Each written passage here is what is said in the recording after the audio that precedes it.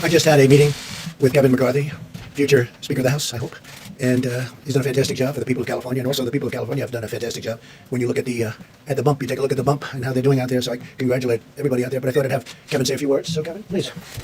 Well, thank you, Mr. President, and I would like to thank you on behalf of California. Governor Newsom says the work that you're doing together has been working very closely. It's been effective in California as well, Vice President and the President. You know, today, Mr. President, I want to thank you especially for the work that Secretary Mnuchin has done, especially for small businesses. Just today alone, I saw Bank of America had more than 10,000 loans in 2 hours. And for anybody who's in small business, I first small business when I was 20 years old. You don't have income coming in right now, you get a loan, but for your rent, paying your employees, and paying your utilities is a grant. That's part of the CARES Act. And I think you're going to find that a lot of small businesses are going to hire people back, keep them afloat for the next 2 months, and get this economy moving again as we get through this virus. So I just want to thank you for all that work. Great job you're doing. Thank you. Thank you. You go ahead, Steve. I'll talk to you later.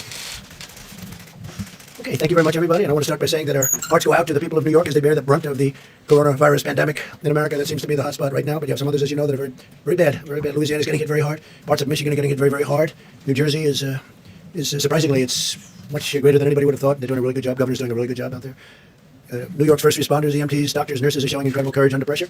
They're the best in the world. We will take every action and we'll spare no resource, financial, medical, scientific. We will not spare anything. We'll get it back into shape. The Empire State, the governor's doing an excellent job. They're all working very hard together. At the request of the governor, as you know, the Javits Center, we have 2,500 beds and we're going to allow that to be a system where this horrible disease can be looked after, the patients can be looked after. That was going to be for regular medical problems, such as accidents. And, it's very interesting. The governor's telling me we don't have too many accidents and very few people driving. So we're going to put that facility into play, which is a big facility. The ship will be staying the way it is, but we're putting that facility into play to help them. And today also the CDC is announcing additional steps Americans can take to defend against the transmission of the virus. From recent studies, we know that the transmission from individuals without symptoms is playing a more significant role in the spread of the virus than previously understood. So you don't seem to have symptoms and it still gets transferred. In light of these studies, the CDC is advising the use of non-medical cloth face covering as an additional voluntary public health measure. So it's voluntary. You don't have to do it. They suggest it for a period of time, but this is voluntary. I don't think I'm going to be doing it, but you have a lot of ways you can look at it as follows. The CDC is recommending that Americans wear a basic cloth or fabric mask that can be either purchased online or simply made at home, probably material that you'd have at home. These face coverings can be easily washed or reused. I want to emphasize that the CDC is not recommending the use of medical grade or surgical grade masks, and we want that to be used for our great medical people that are working so hard and doing some job. Medical protective gear must be reserved for the frontline healthcare workers who are performing those vital services. The new mask guidelines also do not replace CDC's guidance on social distancing, including staying in your home when possible, standing at least 6 feet apart for a period of time. Again, we're going to all come back together here. We're going to all come back together and practicing hand hygiene, which we should do anyway. A lot of things I think are going to spill over. Shaking hands maybe will stay with our country for a long time beyond this. One of our great doctors was telling me that, as you know, we have flus every year, and the number of people killed by the flu is very substantial. It said that if they didn't shake hands, that number would be substantially lower. So maybe it'll stay. Maybe some of these things long term will be good. But those guidelines are still the best and the safest way to avoid the infection. So with the masks, it's going to be really a voluntary thing. You can do it. You don't have to do it. I'm choosing not to do it, but some people may want to do it, and that's okay. It may be good. Probably will. They're making a recommendation. It's only a recommendation. It's voluntary. We're also taking action to ensure the cost of no barrier to any American seeking testing or treatment of the coronavirus. The largest insurer nationwide, the Blue Cross Blue Shield system, has now announced that it will not require any copays, which is really something. That's a tremendous statement from patients of the virus treatment for the next 60 days, similar to the commitments of Cigna, Humana, Anthem. Those are great companies, and they're all doing the same thing. So copays for them to do that is a big statement. We appreciate it. Today, I can so proudly announce that hospitals and healthcare providers treating uninsured coronavirus patients will be reimbursed by the federal government using funds from the economic relief package Congress passed last month. So that was as per the question yesterday, and actually the day before yesterday. They should alleviate any concern uninsured Americans may have about seeking the coronavirus treatment. So that's, I think, answers the question pretty well and very much in the favor of our great people. I'm also signing a directive invoking the Defense Production Act to prohibit export of scarce health and medical supplies by unscrupulous actors and profiteers. The Secretary of Homeland Security will work with FEMA to prevent the export of N95 respirators, surgical masks, gloves, and other personal protective equipment. We need these items immediately for domestic use. We have to have them, but we've done really well with the purchase of items, and you'll be hearing about that shortly. We've already leveraged the DPA to stop the hoarding and price gouging of crucial supplies. Under that authority, this week, the Department of Health and Human Services, working with the Department of Justice, took custody of nearly 200,000 N95 respirators, 130,000 surgical masks, 600,000 gloves, as well as bottles, many, many, many bottles, and disinfectant sprays that were being hoarded. All of this material is now being given to healthcare workers. Most of it's already been given out, and we've given a lot to New York, a lot to New Jersey, a lot to other places.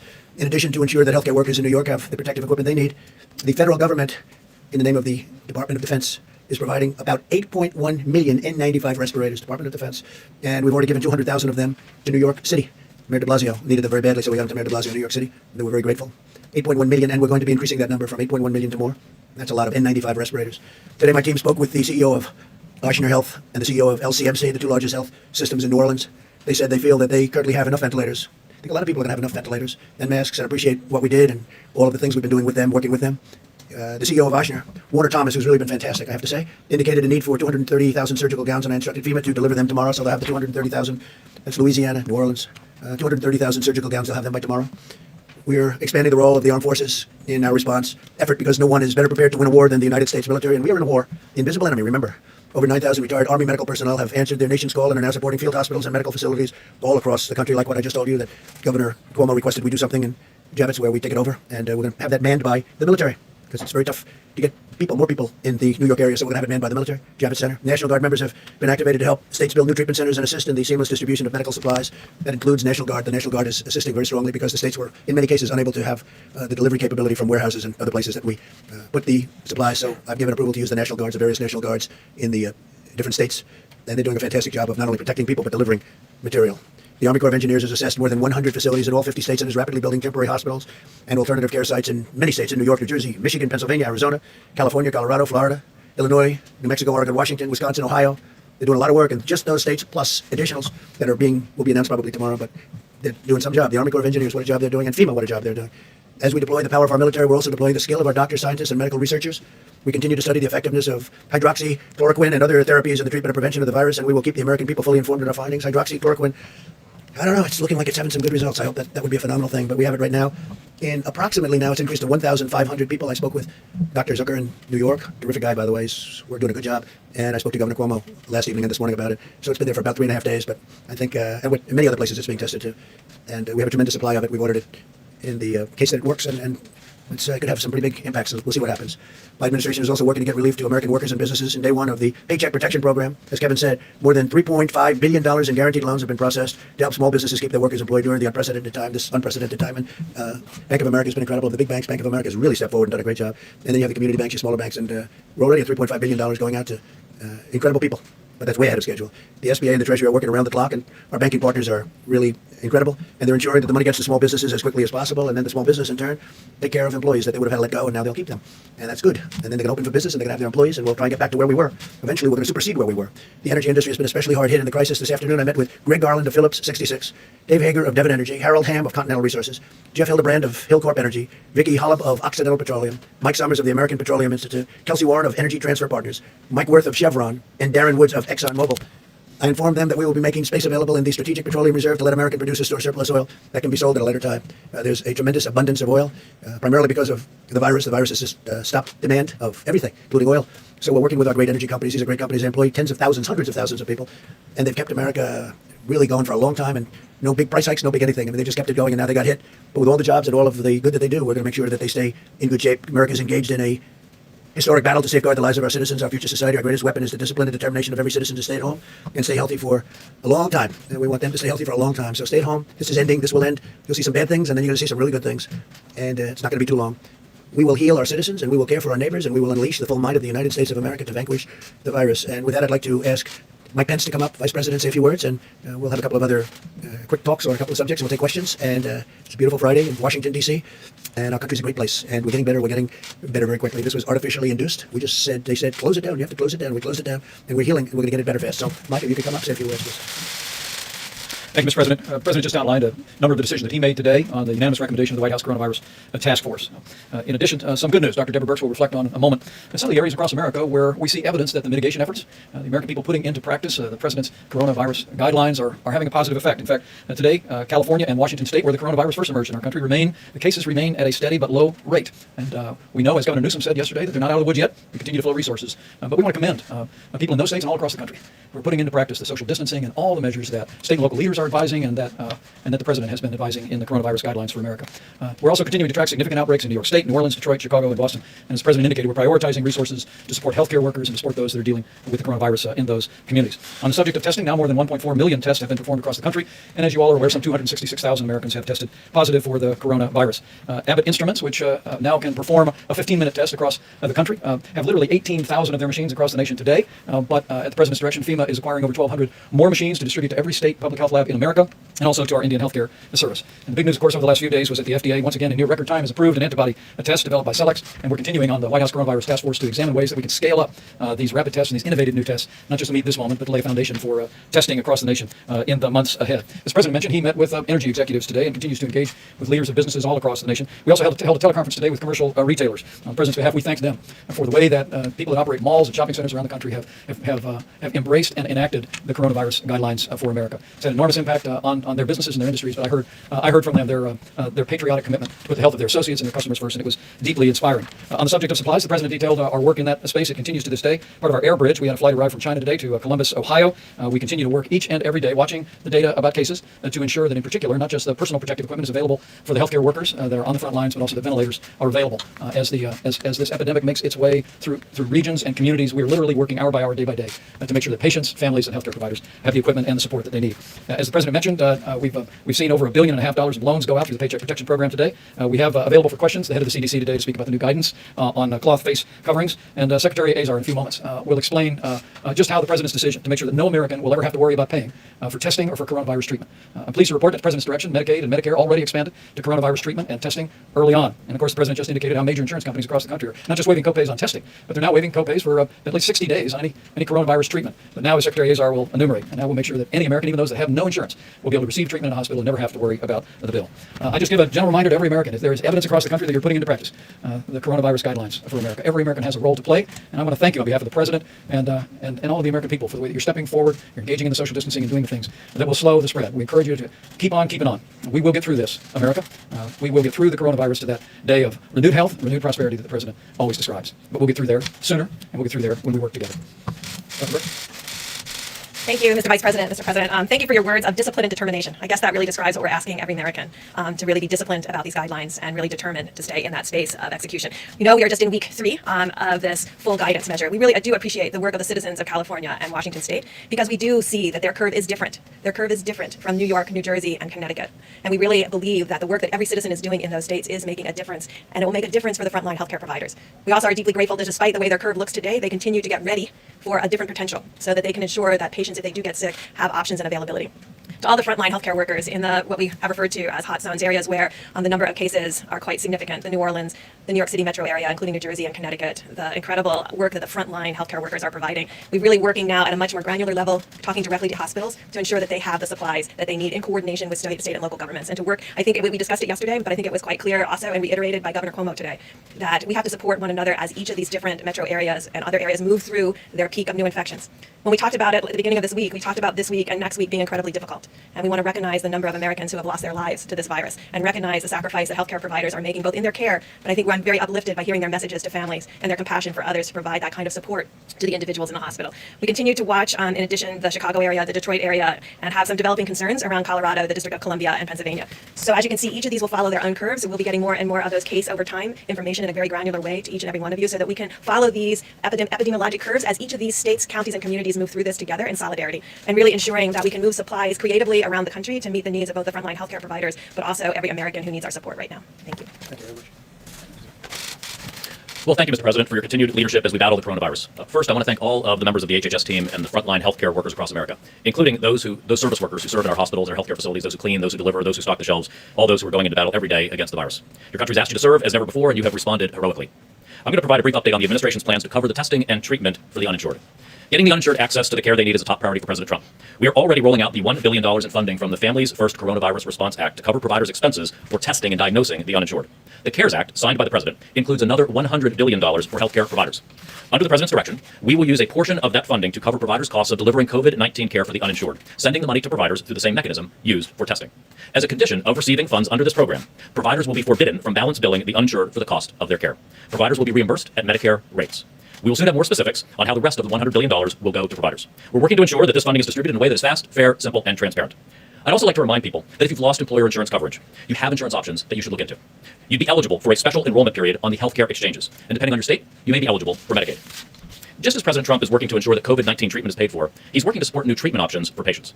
Thanks to the President's leadership, many providers are trying different experimental therapies. And we need as much data as we can collect as quickly as possible on how these treatments are working. Today, Oracle has developed and is donating to the government and the American people a web portal and platform to gather crowdsourced real-time information from providers about how patients respond to potential therapeutics. While this doesn't replace the important work of clinical trials, it gives us data rapidly. If you are a doctor or a healthcare provider and you would like to help us, you can sign up today to begin reporting on your work. There's a special registration page for providers at covid19.oracle.com. Thank you very much. Okay, let's go. Steve, let's tell you a little bit more advice on face masks. What would people gain from wearing a mask, and why are you opposed to wearing one yourself? Well, I just don't want to wear one myself. It's a recommendation. They recommend it. I'm feeling good. I just don't want to be doing, I don't know, somehow sitting in the Oval Office behind that beautiful Resolute desk, the great Resolute desk. I think wearing a face mask, as I greet presidents, prime ministers, dictators, kings, queens. I don't know. Somehow I don't see it for myself. I just maybe I'll change my mind, but this will pass, and hopefully it'll pass very quickly. Now, with that being said, if somebody wants to, most people can just make something out of a certain material. So it's very well designated. It's very simple to do. I won't be doing it personally. It's a recommendation. Okay. And would you like to say something about that? Sure. Surgeon General, please. Thank you, Mr. President, Mr. Vice President, Mr. Secretary, and CDC Director Redfield. I especially want to thank the folks at the CDC. And it's a great question that you ask. It's a fair question that you ask. I want to unpack the evolution of our guidance on masks because it has been confusing to the American people. First of all, I want people to understand that the CDC, the World Health Organization, my office, and most public health and health organizations and professionals originally recommended against the general public wearing masks because based on the best evidence available at the time, it was not deemed that that would have a significant impact on whether or not a healthy person wearing a mask would contract COVID-19. We have always recommended that symptomatic people wear a mask because if you're coughing, if you have a fever, if you're symptomatic, you could transmit disease to other people. What has changed in our recommendation? Well, it's important to know that we now know from recent studies that a significant portion of individuals with coronavirus lack symptoms. They're what we call asymptomatic. And that even those who eventually become pre-symptomatic, meaning that they will develop symptoms in the future, can transmit the virus to others before they show symptoms. This means that the virus can spread between people interacting in close proximity. For example, coughing, speaking, or sneezing, even if those people were not exhibiting symptoms. In light of this new evidence, CDC recommends and the task force recommends wearing cloth-based coverings in public settings where other social distancing measures are difficult to maintain. These include places like grocery stores and pharmacies. We especially recommend this in areas of significant community-based transmission. It is critical, and the President mentioned this, the Vice President mentioned this, it's critical to emphasize that maintaining 6 feet of social distancing remains key to slowing the spread of the virus. The CDC is additionally advising the use of simple cloth coverings to slow the spread of the virus and to help people who may have the virus and do not know it from transmitting it to others. The cloth-based coverings recommended are not surgical masks or N95 respirators. Those are critical supplies that must continue to be reserved for healthcare workers and other medical first responders as recommended by the current CDC guidance.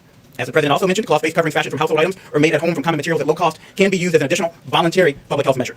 This recommendation complements and does not replace the President's coronavirus guidelines for America, 30 days to slow the spread, which remains the cornerstone of our national effort to slow the spread of the virus. CDC is always looking at the data. We told you that from the beginning. Dr. Burke said it every single press conference. We're looking at the data, we're evolving our recommendations, and new recommendations will come as the evidence dictates. So I want to say if you do choose to wear a face mask, very important, wash your hands first because you don't want to put on a face covering with a dirty hand. Do not touch your face while you are wearing the face covering because again, you could take materials from the surface, germs from the surface, and bring it to your face.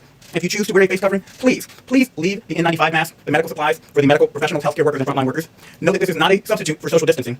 And remember, this is all about me protecting you and you protecting me. This is about us coming together as communities. And if people voluntarily choose to wear a face covering, they're wearing it to protect their neighbors from getting the coronavirus because again, they could have asymptomatic spread. So, Mr. President, thank you very much for that. Appreciate the opportunity to update everybody. Okay, John. Mr. President, Dr. Fauci last night recommended, said that every state should have stay-at-home orders right now. Do you agree with that? Should every state in this country have the kind of stay-at-home orders we now see in places like I leave Washington? it up to the governors. The governors know what they're doing. They've been doing a great job. I guess we're close to 90% anyway. And states that we're talking about are not in jeopardy. No, I would leave it to the governors. I like that from the standpoint of governing, and I like that from the standpoint of even our Constitution. Please. Mr. President, to address the shortage of blood supply, the Food and Drug Administration announced yesterday. We'll get you later. Going to the oil meeting previously, is the U.S. willing to cut domestic oil production? What came out of the meeting? What was the consensus? Well, a lot of things came out. It's a great industry. It's an important industry. It's a tremendous job-producing industry, and it's just vital.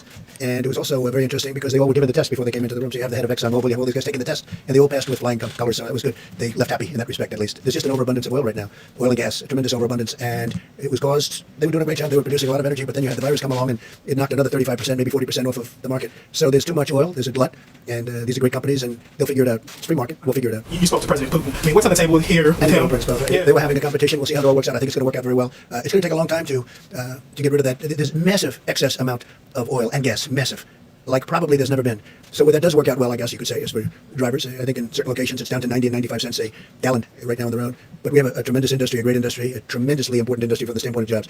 And we're energy independent. We have to make sure we keep it that way. All right, please go ahead. Mr. President, as I was saying, the Food and Drug Administration, to address the shortage of blood supply, announced yesterday would ease the restrictions on certain donors, including gay men, who are now required to be abstinent for 3 months as opposed to 12 months to donate. Do you have a hand in that change? No, I didn't know anything about that. That was done by the FDA, very capable people at the FDA.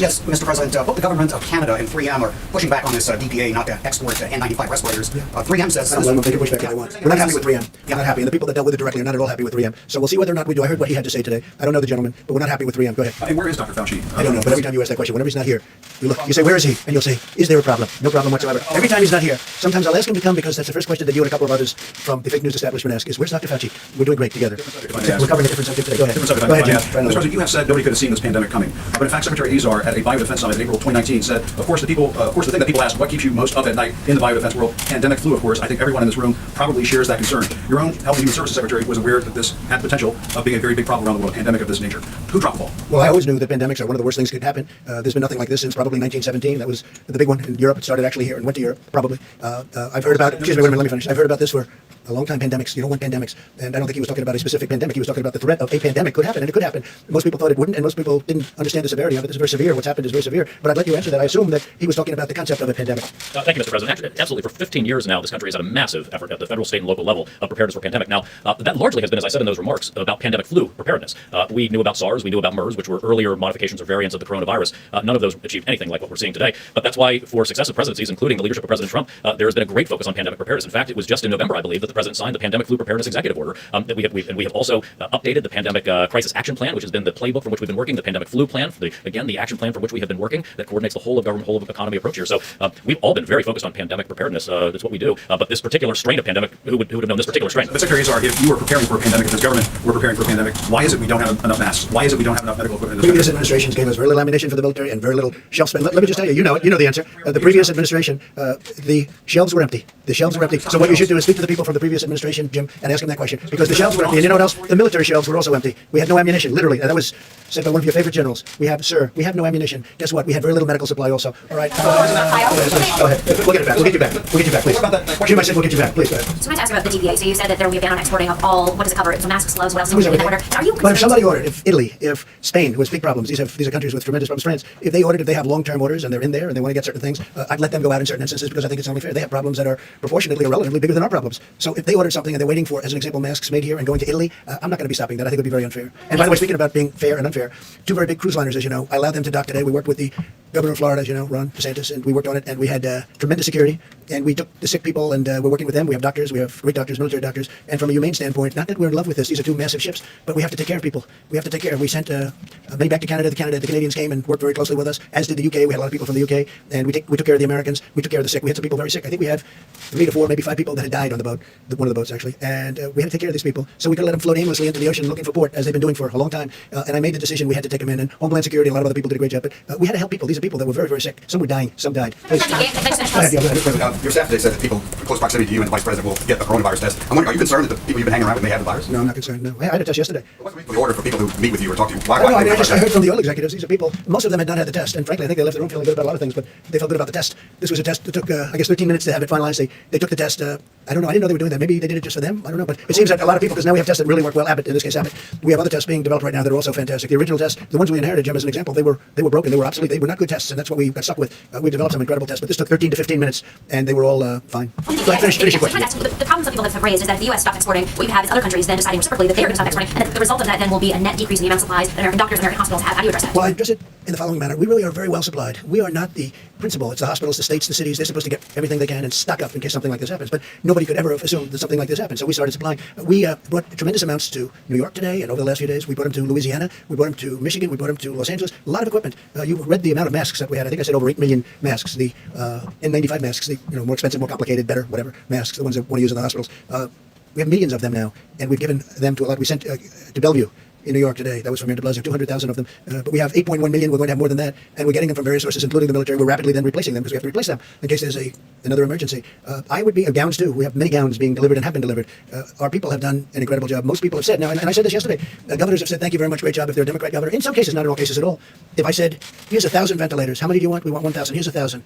You got them. But you know what we're going to do? We're going to add another 5,000. Is that good? They said, wow, that's great. And then if Jim Acosta goes and says, are you happy with the president? No, he should have given us 10,000. That's what's happening. You know why? Because that's a standard political answer. And that's a shame because we have done a job like nobody's ever done a job. But we've just delivered a lot of masks. We've just delivered a lot of gowns and protective gear. But you're talking about a massive number. But as of this morning, people were very, very happy. See, all executives ask you for a bailout. No, they didn't ask for a bailout. No. Ask for it. It was really more of a discussion than asking. We did discuss the concept of tariffs because, as you know, this was a dispute among a couple of countries that I think they want to be able to get it solved. They had a dispute. They had a competition. But they want to get it resolved. Russia and Saudi Arabia, I think they want to get it resolved. I think they're working very hard. I mean, they told me they want to get it resolved. They're working very hard. Go ahead. Thank you. Yesterday, Jared Kushner said the notion of the federal stockpile was it's supposed to be our stockpile. It's not supposed to be state stockpiles that they then use. What did he mean by our? What are you asking? And given the fact that taxpayers sometimes Gotcha. No, it's not okay. Our, you know what our means? United States of America. That's what it means. It means the states. Our. It means the United States of America. And then we take that our and we distribute it to the states. Why do you say it's not supposed to be state stockpiles that they then because we use? need it for the government and we need it for the federal government. But when the states are in no, to also keep It's not to the states. to keep for our country because the federal government needs it too, not just the states. But out of that, we oftentimes choose, as an example, we have almost 10,000 ventilators, and we are ready to rock with those ventilators. We're going to bring them to various areas of the country that need them. But when he says our, he's talking about our country. He's talking, he's talking about the federal government. I mean, it's such a basic, simple question, and you try and make it sound so bad. You ought to be ashamed of yourself. You know what? You ought to be ashamed. It's such a simple question. He said our. And our means for the country. And our means for the states because the states are a part of the country. Don't make it sound bad. Don't make it sound bad. Go ahead, Steve. Go ahead, back here. Can't you just even change You the just asked your question. You just asked your question in a very nasty tone. Let's go. You didn't give me an answer. Please. Mr. President, I give you a perfect answer. You know it. Go ahead. Well, just to follow up on that, when we have the federal stockpile, I mean, isn't that designed to be able to distribute to the states? Sure, but it's also needed for the federal government. We have a federal stockpile and they have state stockpiles. And frankly, many of the states were totally unprepared for this. So we had to go into the federal stockpile. But we're not an ordering clerk. They have to have for themselves. Now, some of the states were in good shape. Some of the states were not in good shape. That's probably something you could expect. We have been helping states. We have been spending a tremendous amount of time, effort, and billions of dollars on making sure that they have what they have. I mean, take New York. We built them hospitals. I built them 4 hospitals, built them medical centers, sent a ship with 1,000 rooms and 12 operating rooms. And then on top of that, gave vast numbers of ventilators and vast numbers of surgical gowns, equipment, masks, everything else. Now, they had a chance to order ventilators over the years. They had a chance to order very big, but they didn't choose to do it. We were there and we helped them. And I think the governor of New York is very thankful for the help that we gave. But we have a stockpile. It's a federal stockpile. We can use that for states or we can use it for ourselves. We do use it for the federal government. We have a very big federal government. You decided not to use your powers to be essentially a traffic cop for all the essential medical supplies. We're not a traffic cop. We're a humanitarian cop. We help. It's like the ships. Do you think we wanted to take 2 big ships into our country that have obvious problems, and you know the problems I'm talking about? So I have a decision to make. Do I take them in or do I save lives? Okay? Do I take them in or do I save? I decided to take them in. And we have tremendous protection. We have great doctors there to help the people. They had 4 or 5 people that died. That was as of last night. They died in the ships. We took care of it. And now the people are in the process of, and many are already back in Canada, they're back in the UK, United Kingdom, and many of them were American citizens. Some were very sick. We're taking care of the sick people. We're testing all of the others very, very carefully. Very, very carefully. They are being tested like you wouldn't believe. And we solve a humanitarian catastrophe. You know why? Because nobody else would take the ships. Nobody else would take them. So we docked them in, I think, Fort Lauderdale. Why you don't say, we're the federal government and there's a shortage of masks and other things, and we're going We do say that. We say, and we use the act. Excuse me. We do say that, and we use the act. And we've used it a number of times very powerfully, and a lot of times we don't have to use it because we say we're going to use it if you don't do this or that. And then we also have companies that act incredibly well. We have plenty of them, mostly them, but we've used the act very powerfully. And a lot of times you don't have to exercise the act. All you have to do is tell, look, if you don't do this, we're going to use the act. And we've done a good job with it, maybe a great job. Yeah. Mr. President, there are news reports that you want to sign the stimulus checks that are going out here in several months. Is that right? You want to sign those? May sign? There's millions of checks. I'm going to sign them now. It's a Trump administration initiative, but do I want to sign it? No. The people are getting their money. There's a lot of stimulus going in a lot of different ways. There's also stimulus going for companies that would, if it weren't for our government, would not, and some companies that were very strong a month ago. Again, we had the strongest economy in the world. We had our best ever. We had probably the best economy in the history of the world, bigger than China, bigger than anybody. And one day we have to say, close it up, stop. Everybody go home. And you know what? It's pretty tough to do that. These checks may not go out for another 4 months. All I can tell you is the small business today is that we're way ahead of schedule. There is a problem, which I pointed out, I said you shouldn't do it this way, with unemployment. We're 40-year-old equipment by the states. We're sending the money to the states. Once the money is sent to the states, then the states, whether they're Republican or Democrat, have to get the money out to the people. Hopefully they'll be able to do it. But many of those states have 40-year-old computers. I don't know that they're equipped. I wanted to give the money direct, if that's what you're talking about. I wanted to give the money out direct. It would have been much easier. But the Democrats and some people said, no, let's do it the complicated way. What about stimulus checks? All right, well, I was talking about both. Yeah, go ahead, please. Thank you, sir. I'd like to ask questions both for myself and some of the other reporters who are in the room social distancing. First of all, this is for yourself and Dr. Burks. What percentage of the population do we suspect to be asymptomatic at this point? Is there a way to figure that out? Seems like the antibody test might be able to assist in determining that number. Yeah, thank you. So while we're working diligently in the midst of the crisis to make sure that the healthcare workers and everyone who is sick gets provided for, at the same time we're working on tests and assays that will be critical for surveillance, and at the same time working on plans for what we need to do as this moves through the population. We get on the downside, where we're not there yet, and hopefully most of the states will say, like California and Washington, and then what we need to do to be prepared for fall. So all 3 of those things are happening simultaneously, and there's people working on each one of those work streams. The antibody piece is critical, as you described, because at this time we can't, if we have, let's say, symptomatic status is inversely related to age, and so the younger you are, the more likely you are to be asymptomatic. We have to know that because we have to know how many people have actually become infected. So when we talked about 5 days ago, I think on Monday, I called on universities to work on an ELISA-based test to test for their health workers and really get through that. At the same time, the private sector is working on tests. And what do we want those tests to be? We want those tests to be like what we use for HIV and malaria. Finger prick onto a cassette, you get a line if you're positive, and you get a control line. Negative, the line isn't there, and there's a control line. That's our dream assay because it's a finger prick. In the meantime, we're not waiting, we're pushing for that. At the same time, we're asking to develop an assay, the ELISA-based assay, which requires a tube of blood. And that's why we're also talking about, could we use dried blood spots? We also put a call directly out to the military because of the Roosevelt to really test all of the sailors on the Roosevelt with an antibody test to get to this critical issue of asymptomatic and already pre-existing antibody. That would be if the first responders knew they already had it and they had protective antibody, if the nurses knew, the doctors knew, if your school teacher knew, then it's a very different dialogue. So we understand the importance of that, and we understand how important it is in relationship to understanding this epidemic. One other comment, because I know we're always saying who knew what when. I just want to make clear, there's 150 plus countries working on this collectively together. It's devastating for every single country. When we get through this, we can go back and look at what happened, where, and what does this epidemic look like. And when you get through it, then you can validate every model there is known to man. When you're in the middle of it, you have to concentrate on serving the needs of each American and what that need looks like. At the same time, you have these other work streams on surveillance and how to be prepared both scientifically and therapeutically and vaccine-wise for the next fall if it happens again. So I think these things are happening together, but I just want us to really concentrate on the fact that all around the globe, country after country is dealing with this. And we can talk about why didn't Italy do something, or Spain do something, or Germany do something, or we can really say right now, we Cal can do something. We can do the social distancing and all of the pieces that we know is starting to work around the globe in country after country. And then when we get through all of this, we can ask the questions about, could we have done some piece of this better as a global community? I will remind you that on February 3rd, the head of the WHO said there was no reason to ever do a travel ban. You know, it wasn't until January 14th that we knew that there was human-to-human transmission. The President was saying this was going to go away. It's April. It is going to go away. Mr. President, you said it was going to go away in April. You said I didn't say we're not in anything. I April. said it's going away, and it is going away. Okay. Okay, good answer to your question. No more. That was a long but a very good answer. That was enough for you. Mr. President, on the insurance coverage for treatment, when your government is trying to make sure that people are covered on the treatment, We're gonna do that. does that include the 11 million people who are in this country illegally? Are they going to be covered as well? We'll be talking about that at a different time. Yeah, please. Go Yes, ahead. Mr. President, will you authorize the release of the underlying data for the conclusion of the 100,000 to 240,000 people succumbing? Perhaps Dr. Burks can Let's talk about the works. You'll decide. We can release all of them. These experts have expressed concern that they haven't seen the underlying data. They're not I'm sure they'll questioning. talk to you about that, and Dr. Fauci too. Please, go ahead. Thank you, Mr. President. This is for you and Secretary Azar. 10 million people say they've lost their jobs in the past 2 weeks. So how is this stimulus money for free treatment going to absorb the new numbers uninsured? And would it not be easier to reopen the Obamacare markets or expand Medicare? So for an individual who had employer insurance, that's what I mentioned in my remarks. If you were employed and had insurance through your employer and you've now lost your job and lost that insurance, you now do have a special enrollment period where you may enroll in the individual exchanges of the Affordable Care Act. So that's existing law. Then what we're doing is taking from that $100 billion to providers, taking money and saying, if you're a provider and you care for anybody who's uninsured, we're going to compensate you for doing that. And we're going to compensate you with the Medicare reimbursement rates, and you are not allowed to bill that uninsured individual anything. So in many respects, it's better for those uninsured individuals. They're going to get first dollar coverage. They're going to get care in the United States, and the provider's going to be made whole from this program. So it's really an unprecedented, what President Trump is doing here with this money is an unprecedented disease-specific support of care for individuals to make sure that people get treatment. Will it still be relatively negative, or what about non-COVID I have conditions? a question about supplies, one specifically on New York and the question of ventilators. Governor Cuomo was saying that New York may be days away from running out of ventilators. Can you assure New York that going into next week that they're going to have the ventilators they're going to need? No, they should have had more ventilators at the time. They should have had more ventilators. They were totally underserviced. We're doing our best for New York. You know, we have states. We have a lot of states. We have territories too. But we have a lot of states that have to be taken care of, some much more so than others. We've worked very well with the governor. We happen to think that he's well served with ventilators. We're going to find out. But we have other states to take care of. We have a big problem in Louisiana. We have a big problem in Michigan. We have a big problem in 7 other really strong hotspots. But we're doing the best we can. I wish they did the original orders 3 years ago. They would have had all the ventilators they needed. Although even then they wouldn't, because if you look at what the original request was from New York, it was far greater than anybody ever heard. And we've supplied a lot. I told you, we supplied some just today to New York, and we supplied some yesterday to New York City. Do you have one in the back? This is why the question of the stockpile was asked earlier is so important. I don't think that was a question. It was a very important question because what Jared Kushner said yesterday is that the federal stockpile is for use by the federal government, not for the states to have access to. So you seem to be saying different. So did Jared Kushner misspeak yesterday? No, Is that federal stockpile? He used the word our. Okay, our is referring to our country. The states, to the best of my knowledge and to the best of your knowledge, are part of our country. We are taking what is in the federal stockpile, and we are helping states all over the country. But we also want to keep some because when that surge comes, when you hit those peaks, we have to be able to have the flexibility to take those ventilators and bring them to Louisiana, New York, Detroit, different places. That's all. But of course, we're not using them anywhere else. We're not going to be using them, John, anywhere else. But we want the flexibility because, we don't even know when the surge is coming, but it's coming soon and it's going to be big. And some areas won't have it. Some areas will be pleasantly surprised, just like we've been. You look at the chart. States that I thought would have been maybe a disaster turned out to be really, they've done a great job. Some states are really trouble. But you don't know. We have great flexibility. I would have preferred giving them all out. We'd have nothing. And now when we have a surge, we can't get them back from where we gave them because it's very tough to take them back. So we have tremendous flexibility. And it could be New York, it could be Louisiana. Those are two that are really rough. New Jersey is very rough. And they've done a very good job in New Jersey, but New Jersey's very rough. Go ahead, please. Yes, the question about the CDC guidelines. I know they changed over time in February. And The guidelines related to which? The for masks? instance, social distancing and the number of folks gathered in a group and so on. And now we have this measure about wearing masks. And I know you told Steve about why you don't want to wear a mask, but I'm just wondering if you can tell us more about why, because it would I just don't choose to. an example. They're not mandatory guidelines. They're guidelines. They suggest you could wear them. Don't have to wear them. In fact, the director is here. If you want to say a couple of words about it, you can. If you want, you don't have to. But basically, it's a voluntary thing. Say it, Director. Done a good job.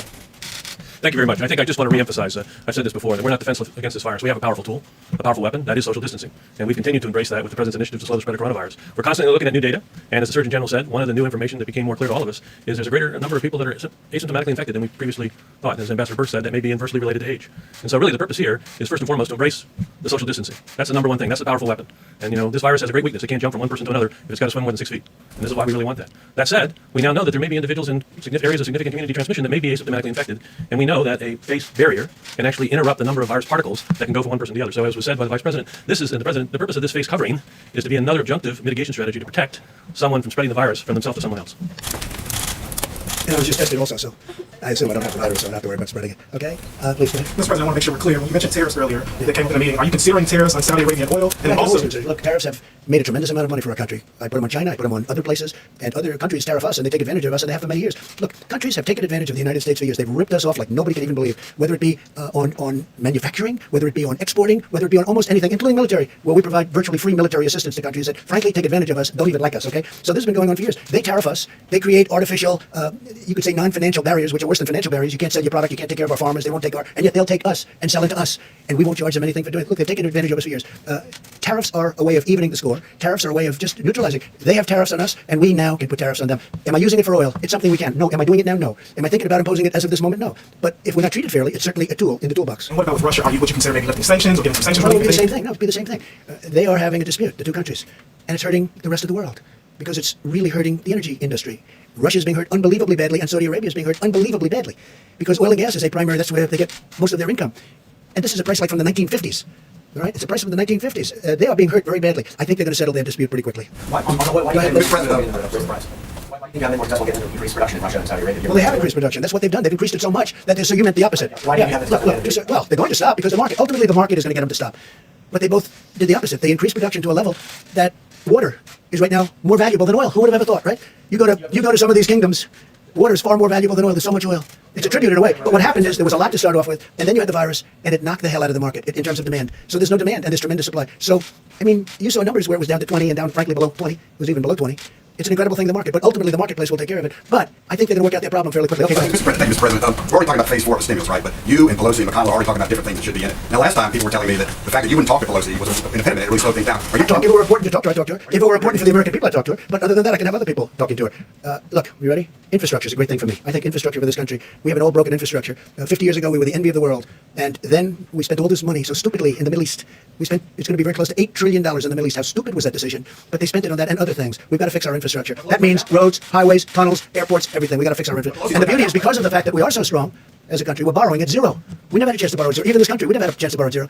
This is a great time. So we can fix our infrastructure and we'll have almost no interest costs. This is the time to do it. Steve, one more question. That total projection that you shared with us earlier this week, are we still on the current trajectory for that, or have Which one? Actually, trajectories for many things. 140,000. Are we still on that trajectory, or have we made any improvements, or maybe not enough time? Have we made enough improvements on social models? I'd have to ask Dr. Fauci and I'd have to ask Deborah. Have the models changed?